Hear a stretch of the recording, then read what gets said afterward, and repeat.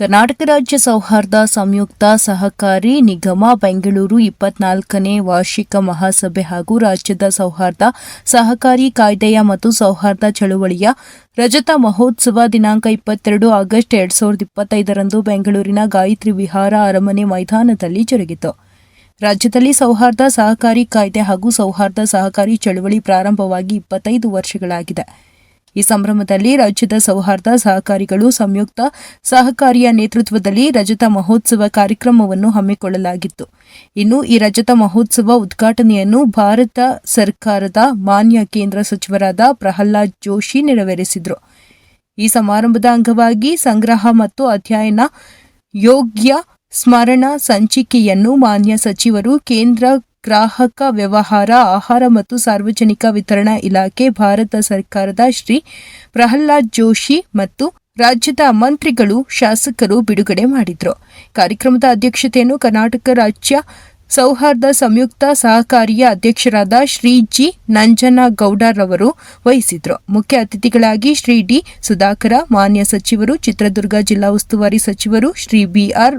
ಪಾಟೀಲ್, ಮಾನ್ಯ ಶಾಸಕರು ಹಾಗೂ ಉಪಾಧ್ಯಕ್ಷರು, ಉಡುಪಿ ಶಾಸಕ ಎಸ್. ಪಾಲ್ ಸುವರ್ಣ, ಜಗದೀಶ್ ಗುಡುಗಂಜಿ, ವಿಧಾನ ಪರಿಷತ್ ಸದಸ್ಯರಾದ ಹನುಮಂತ ನಿರಾಣಿ, ನಿರ್ದೇಶಕರಾದ ಕೃಷ್ಣಾರೆಡ್ಡಿ, ಉಪಾಧ್ಯಕ್ಷ ಪ್ರಸನ್ನಕುಮಾರ್, ವಿಧಾನ ಪರಿಷತ್ ಸಚೇತಕರು ಮಣನವರ್ ಸೇರಿ ಮತ್ತಿತರ ಗಣ್ಯರು ಹಾಜರಿದ್ದರು. ಈ ಸಂದರ್ಭದಲ್ಲಿ ರಾಜ್ಯದ ಸೌಹಾರ್ದ ಸಹಕಾರಿ ಕ್ಷೇತ್ರದ 5 ಶ್ರೇಷ್ಠ ಸಹಕಾರಿಗಳನ್ನು, 5 ಉತ್ತಮ ಸೌಹಾರ್ದ ಸಹಕಾರಿ ಸಂಸ್ಥೆಗಳನ್ನು, ಕರ್ನಾಟಕ ಸರ್ಕಾರದ ಪ್ರತಿಷ್ಠಿತ ಸಹಕಾರ ರತ್ನ ಪುರಸ್ಕೃತ ಸೌಹಾರ್ದ ಕ್ಷೇತ್ರ ಸಹಕಾರಿಗಳನ್ನು ಸನ್ಮಾನಿಸಲಾಯಿತು. ಹಿರಿಯ ಸಹಕಾರಿ ಅಧಿಕಾರಿ ಶ್ರೀ ಸಿಎನ್ ಪರಮಶಿವಮೂರ್ತಿಯವರ ಲೇಖನಗಳ ಸಂಗ್ರಹ, ಸಹಕಾರ ಸುಗಂಧ, ರಾಷ್ಟ್ರೀಯ ಸಹಕಾರ ನೀತಿ ಪುಸ್ತಕಗಳನ್ನು ಹಾಗೂ ಸೌಹಾರ್ದ ಸಹಕಾರಿಯ ಕಿರುಹೊತ್ತಿಗೆಯನ್ನು ಬಿಡುಗಡೆ ಮಾಡಲಾಯಿತು. ಇನ್ನು ಕಾರ್ಯಕ್ರಮ ಉದ್ಘಾಟನೆ ಮಾಡಿ ಮಾತನಾಡಿದ ಕೇಂದ್ರ ಮಂತ್ರಿ ಪ್ರಹ್ಲಾದ ಜೋಶಿ, ತಂತ್ರಜ್ಞಾನ ಇಲ್ಲದೆ ಇದ್ದ ಸಂದರ್ಭದಲ್ಲಿ ನಮ್ಮ ಸಹಕಾರಿ ರಂಗ ಜನ್ಮ ತಾಳಿ ಬೆಳವಣಿಗೆ ಕಂಡಿತ್ತು. ಸಹಕಾರ ಸೇ ಸಮೃದ್ಧಿ ಎನ್ನುವ ಮೂಲ ಮಂತ್ರದಿಂದ ಹುಟ್ಟಿದ ಸಹಕಾರಿ ಸಂಘಗಳು ಸಂಪೂರ್ಣ ಡಿಜಿಟಲೀಕರಣ ಮಾಡಿರುವುದರಿಂದ ಸಹಕಾರಿ ಸಂಘಗಳಿಗೆ 4 ಲಕ್ಷ ಕೋಟಿ ರು ಉಳಿತಾಯವಾಗಿದೆ.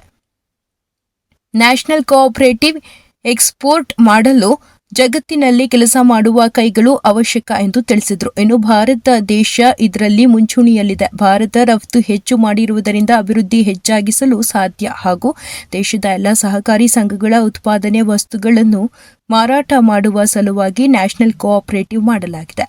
ಎಲ್ಲ ಹಳ್ಳಿಗಳಲ್ಲಿ ಸಹ ವೈಫೈ ವ್ಯವಸ್ಥೆ ಮಾಡಲಾಗುತ್ತಿದ್ದು, ಡಿಜಿಟಲ್ ಕರಣದಿಂದ 2047ಕ್ಕೆ ವಿಕಸಿತ ಭಾರತ ಎಂಬ ಈ ಹೆಗ್ಗಳಿಕೆಗೆ ಪಾತ್ರವಾಗುತ್ತದೆ ಎಂದು ತಿಳಿಸಿದರು. ವರದಿ ದೇವರಾಜ್ ಕೆ, ನೆಲ್ಲಿಹಂಕಲು.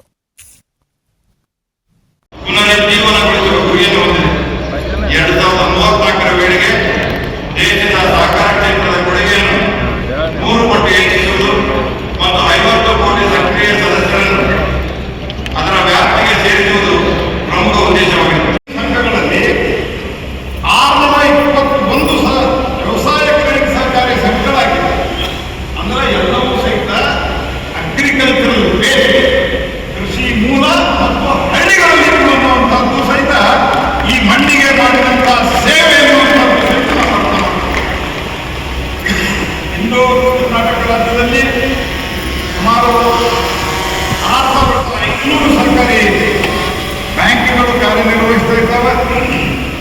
75 ಲಕ್ಷಕ್ಕಿಂತ ಹೆಚ್ಚು ಜನ ಸದಸ್ಯರಿದ್ದಾರೆ. 51,000ಕ್ಕಿಂತ ಹೆಚ್ಚು 51,000 ಕೋಟಿಗೂ ಹೆಚ್ಚಿನ ವ್ಯವಹಾರಗಳು ದಾಖಲಾಗಿದೆ. ಗ್ರಾಮ ಪಂಚಾಯಿತಿಯಿಂದ ಹಿಡ್ಕೊಂಡು ನಗರಗಳಲ್ಲಿ ದೊಡ್ಡ ಬ್ಯಾಂಕ್ಗಳಾಗಿದ್ದಾವೆ. ಈ ಎಲ್ಲ ಸಂಗತಿಗಳ ಹಿನ್ನೆಲೆಯಲ್ಲಿ ಒಂದು ಪ್ರಮುಖ ಸಂಗತಿಯನ್ನು ಆಡಳಿತ ಮಂಡಳಿಯವರು ಮರಿಬಾರದೇನು ಅಂತಂದ್ರೆ, ಸಹಕಾರಿ ರಂಗ ಅಥವಾ ಸಹಕಾರಿ ಚಳವಳಿ ಯಶಸ್ವಿ ಆಗಬೇಕಂತಂದ್ರೆ ಅದಕ್ಕೆ ಬಹುದೊಡ್ಡ ಒಂದು ಬೇಸರ ಡಿಪಾಸಿಟ್ಗಿಂತ ಹೆಚ್ಚಾಗಿ ನಿಮ್ಮ ಡಿಪಾಸಿಟ್, ನಿಮ್ಮ ಕ್ರೆಡಿಟ್, ನಿಮ್ಮ ಟರ್ನ್ ಓವರ್, ನಿಮ್ಮ ಸಾಲ, ಇದು ಎಲ್ಲದಕ್ಕಿಂತ ಮಹತ್ವದಂತಂದ್ರೆ ನಂಬಿಕೆ ಮತ್ತು ವಿಶ್ವಾಸ. ಜನರ ನಂಬಿಕೆ ಮತ್ತು ವಿಶ್ವಾಸವನ್ನು ಗಳಿಸಿದಾಗ ಜನ ನಿಮ್ಮಲ್ಲಿ ಬಂದು ಡಿಪಾಸಿಟ್ ಇಡ್ತಾರೆ. ಹಾಗಾಗಿನೇ ಈ ಎಲ್ಲ ವಿಷಯಗಳನ್ನು ಮನಗೊಂಡು 75 ವರ್ಷದೊಳಗ ನಾವು ಬರೋಕ್ಕಿಂತ ಮೊದಲು ದೇಶವನ್ನು ಶುರು ಮಾಡಿದಾಗ ಆವಾಗ ಬಹಳಷ್ಟು ವಿರೋಧವನ್ನು ಮಾಡಿದ್ರು. ಆದರೆ ಅವತ್ತು ಸಹಿತ ಅಲ್ಲಿ ವಿರೋಧ ಪಕ್ಷದಲ್ಲಿದ್ದಂಥ ಅನೇಕ ಮೆಂಬರ್ಸ್ ಹಾಕಿದ್ರೆ ನಾನು ಅವಾಗ ಪಾರ್ಲಿಮೆಂಟ್ ಅಫೇರ್ಸ್ ಮಂತ್ರಿ ಇದ್ದೆ. ನನಗೆ ಅನೇಕರು ಒಂದು ಮಾತನಾಡ್ತಾ ಇದ್ರು, ನಾವು ಒಂದು ನಿಲುವು ತಗೊಂಡು ವಿರೋಧ ಮಾಡಬೇಕಂತ. ಹಾಗಾಗಿ ಆ ನಿಲುವು ಮಧ್ಯಾಹ್ನದ ಈ ಸಂದರ್ಭದೊಳಗ ನಾನು